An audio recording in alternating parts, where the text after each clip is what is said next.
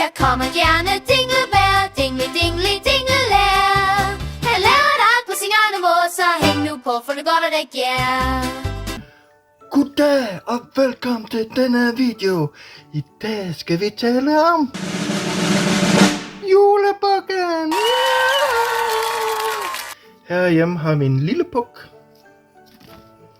og stor buk og en gammel buk.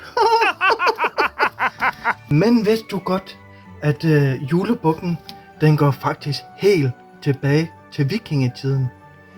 Helt tilbage til 800-tallet. Er det ikke sindssygt? Hvis vi går tilbage til de nordiske guder, så var bukken et rigtig stærkt symbol. For Thor havde 2 bukke foran sin stridsvogn, som der trak ham rundt på himlen, når han bankede på stridsvognen og lavede torden og lynvejr. Men fra 1200-tallet og op til 1500-tallet begyndte julebukken simpelthen at dukke op omkring juletid. Og dengang, der var der nogen, der klædte sig ud, og så gik de rundt i gaderne klædt ud som en julebuk. Men op i 1800-tallet, der faldt julebukken lidt mere til ro. Og der blev den til den halmbuk, som vi kender i dag. Skriv lige ned i kommentarfelten, hvis I også har en julebuk som julepynt derhjemme hver år. Julebukken havde jo fungeret lidt ligesom julemanden dengang nede i middelalderen. Dengang julemanden begyndte at komme frem, så blev julemanden mere og mere populær, og julebukken begyndte så at gemme sig lidt. Og i Sverige er julebukken faktisk stadig vildt populær.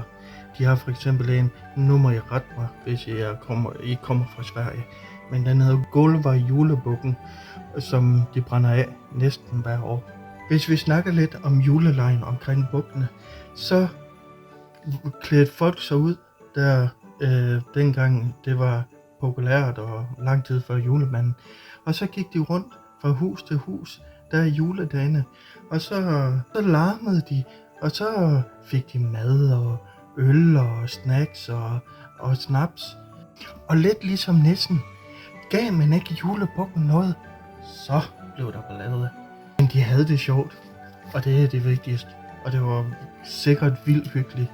Men har du en julebuk som julepynt derhjemme, så prøv at tænke på, at du har en juletradition, der er over 1000 år gammel. Smid en like, og smid en kommentar, og husk, det er gratis at abonnere. Vi ses! We love you. See you next time.